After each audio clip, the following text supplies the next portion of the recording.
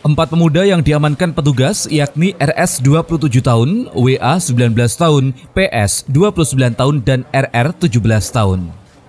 Sementara masih ada 4 orang lain yang kini tengah diburu polisi.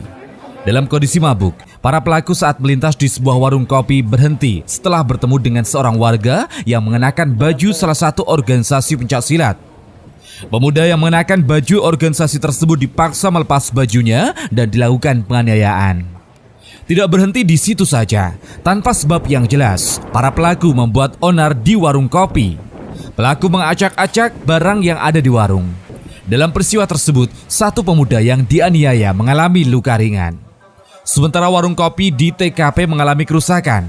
Beberapa barang bukti pun diamankan petugas seperti 4 motor, batu, meja, dan kursi yang menjadi sasaran amukan pelaku.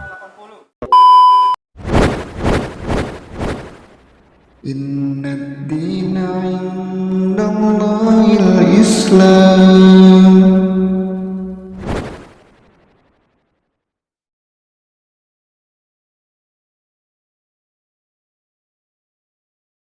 Bismillahirrahmanirrahim.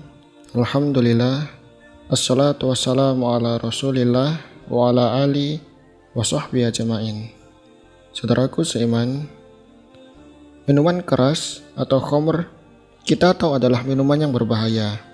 Berbahaya bagi individu, juga berbahaya bagi masyarakat.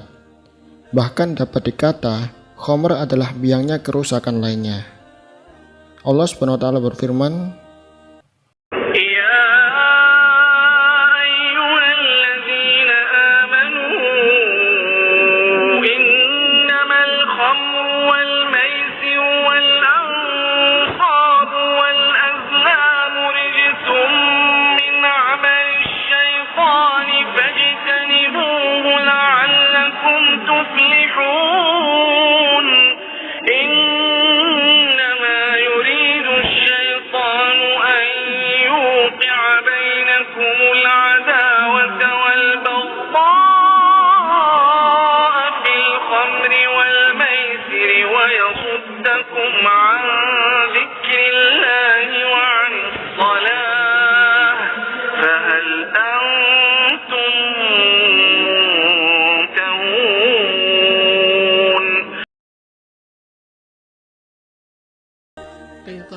dalam ayat tersebut dari beberapa sisi kita dapat melihat keharaman khamr.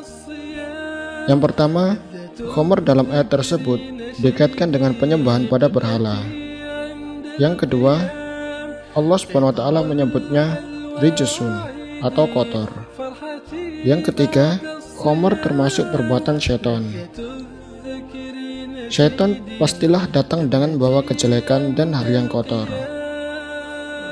Yang keempat, kita diperintahkan untuk menjauhi khamr.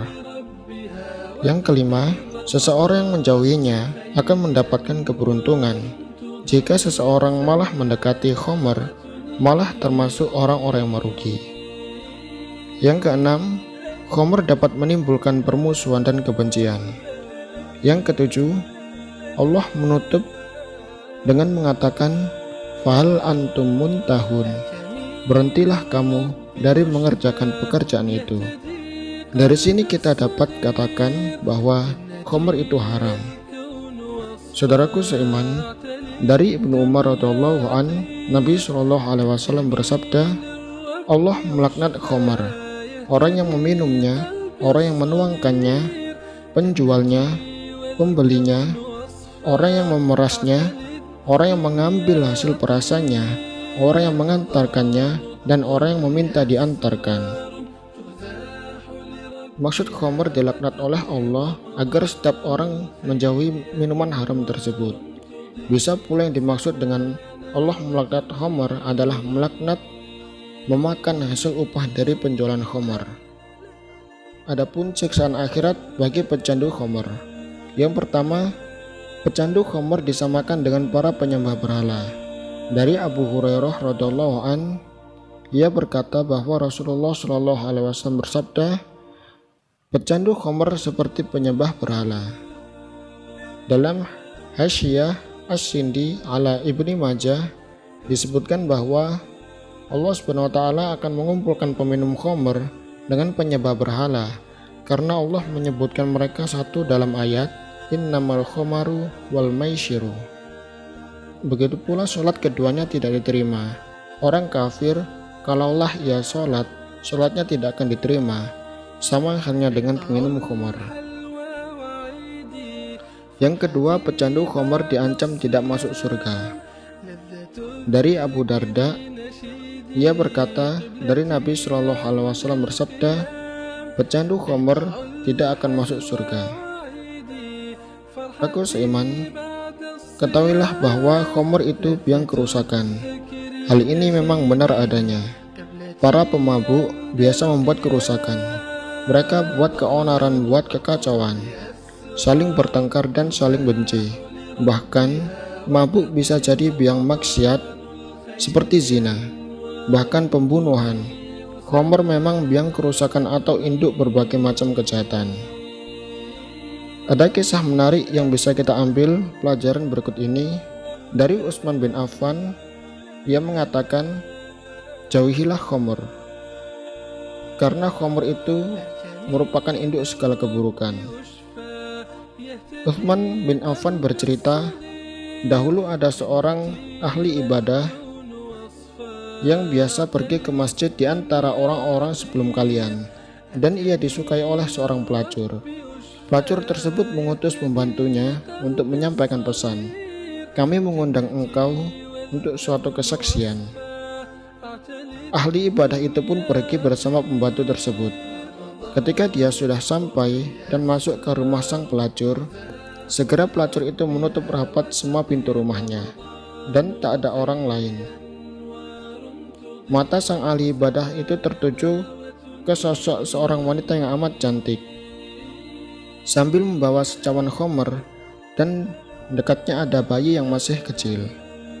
Wanita tersebut berkata, demi Allah, aku tidak mengundangmu untuk sebuah kesaksian, tapi aku mengundangmu agar engkau bercinta denganku, atau engkau ikut minum khamar barang segelas bersamaku, atau engkau harus membunuh bayi ini. Kalau engkau menolaknya, maka saya akan menjerit dan berteriak, ada orang memasuki rumahku. Akhirnya sang ahli ibadah bertekuk lutut dan dia berkata, zina, saya tidak mau. Membunuh juga tidak. Lalu ia memilih untuk minum khamar, seteguk demi seteguk, hingga akhirnya ia mabuk.